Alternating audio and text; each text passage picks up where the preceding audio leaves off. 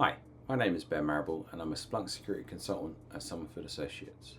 Today we're going to talk about using Splunk Security Essentials and its content recommendations and reporting features. Let's start from the home screen and navigate to Measure, Justify new data sources via Mitre ATT&CK, and launch Mitre ATT&CK-based content recommendations. Here you'll be presented with a dashboard allowing you to view the content from a Mitre ATT&CK perspective, allowing you to target the most pressing detections for your business. Select the categories of interest to you, such as cloud security, GDPR, insider threat, and filter based on available data and the popularity of the technique to provide a list of content to target, filtered below.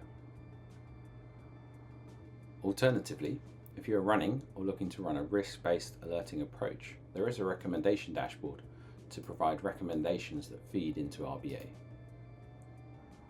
Similar to the previous dashboard, you can filter based on data that is available to you.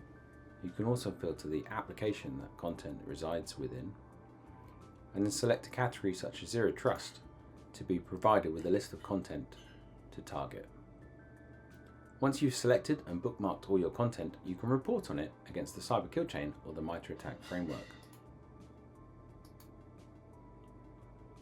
This dashboard reports on the content that is active, available, or needs data to drive it. You can filter the kill chain graphic using the status drop-down. Here we see the total content, but we could filter on the active content, or the available content, or that which needs data. We can also report against the Mitre ATT&CK by selecting the Mitre ATT&CK framework dashboard. In a similar fashion to the previous dashboard, we have reports on the content that is active, available, or requires data.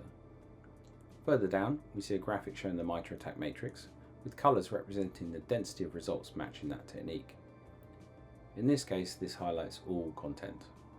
But we can also filter, similar to the previous dashboard, on active content, available content, or that which needs data.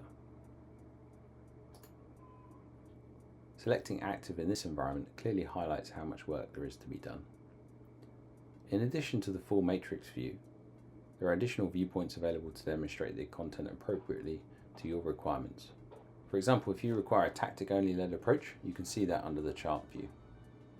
There is also a radar view and a SAN key view and the security journey view. Further down the page, you can also select specific content and get reports on that content by attack tactic and attack technique. The final report I'd like to show you is the product mapping report. You can find this linked within the data inventory page. From here, click on View Products. This opens the products and the content mapped to them report. This report shows all the data products listed in your data inventory and maps them to the content that utilizes each product.